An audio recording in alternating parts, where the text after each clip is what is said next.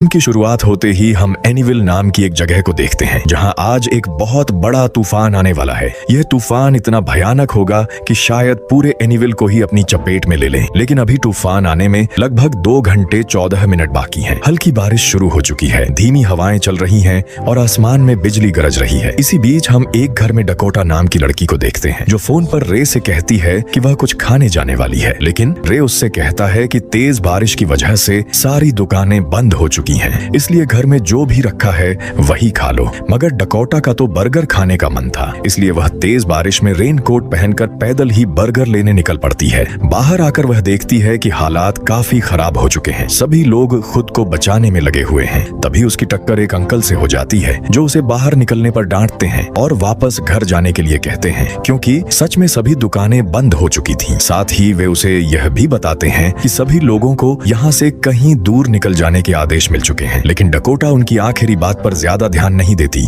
और वापस घर लौट आती है। इसी तरफ हम 2 भाई रॉन और विल और उनकी बहन डी को देखते हैं। ये तीनों भाई बहन पानी में खूब मस्ती कर रहे होते हैं। तभी रॉन एक रस्सी से झूलते हुए पानी में छलांग लगा देता है, लेकिन काफी देर तक बाहर नहीं निकलता। यह देखकर डी और विल घबरा जाते हैं। उन्हें समझ नहीं आता कि उनके भाई के साथ क्या हुआ। तभी अचानक रॉन पानी से बाहर निकल आता है, जिसे देखकर दोनों की जान में जान आती है। दरअसल रॉन एक बहुत अच्छा तैराक था और वह काफी देर तक पानी के अंदर अपनी सांस रोक सकता था। इसी बात का फायदा उठाकर वह अपने भाई बहन को डरा देता है। तभी एक गाड़ी में उनका सौतेला लालची बाप बिली ओल्सन पहुंचता है और उन्हें पानी में खेलने पर डांटता है। बिली ने इन्हें गोद सिर्फ इसीलिए लिया था क्योंकि सरकार अनाथ बच्चों की परवरिश करने वालों को पैसे दे रही थी। इन तीनों का सहारा सिर्फ बिली ही था, लेकिन उसकी बातों से साफ पता चलता था कि वह इन बच्चों को बिल्कुल पसंद नहीं करता। अभी के अभी यहाँ से निकलो हराम के पिल्लो। वह उनसे बहुत बुरी तरह बात करता है, गालियां देता है और फिर उन्हें अपनी गाड़ी में बैठने के लिए कहता है। अब हम लीसा को देखते हैं जो प्रेग्नेंट है और अभी अभी अपना काम खत्म करके निकल ही रही होती है। तभी बॉब उसे देख लेता है जो अभी तक जानवरों के खून वाला अपना टैंकर भर रहा था। वह लीसा से बात करने के लिए उसकी गाड़ी के सामने आ जाता है। दोनों एक दूसरे को अच्छी तरह जानते थे क्योंकि वे एक ही मीट पैकिंग प्लांट में काम करते थे।